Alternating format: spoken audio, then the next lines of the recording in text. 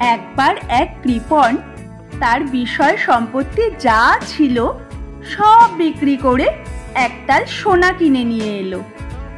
তারপর সেই সোনার তাল বাড়ির পাশে এক বড় গাছের সামনে গর্ত করে পুঁতে রাখলো। তারপর থেকে প্রতিদিনই সে একবার করে সেখানে গিয়ে মাটি খুঁড়ে সোনার তাল দেখে আসত। এভাবেই কৃপণের দিন কাটছিল। এই কৃপণের বাড়িতে একটি লোক কাজ করত।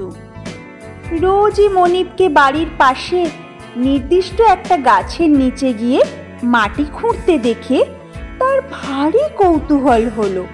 সে একদিন আড়ালে লুকিয়ে থেকে কৃপণের কাণ্ড দেখল। পরদিন কৃপণ গর্তের কাছে গিয়ে মাথায় হাত দিয়ে বসে পড়ল। গর্ত ফাঁকা, সোনার তাল উধাও। যেই দিন কাজের লোকটি লুকিয়ে কৃপণের কাণ্ড দেখেছিল, সেই রাতেই সুযোগ বুঝে সে সোনার তাল গর্ত থেকে তুলে নিয়ে পালিয়ে গেছে। সোনার তাল খুইয়ে কৃপণ মাথা চাপড়ে কেবলই হায় হায় করতে লাগলো। কৃপণের কান্না শুনে এক প্রতিবেশী তার কাছে এসে কান্নার কারণ জানতে চাইল। কৃপণ কাঁদতে কাঁদতে তার সর্বনাশের কথা খুলে বলল।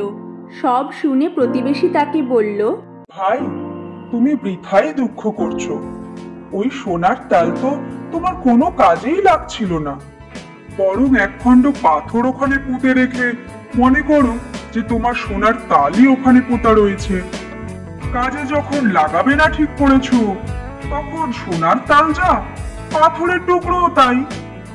যেই সম্পদ কাজে লাগানো হয় না, তা থাকা না থাকা দুই সমান।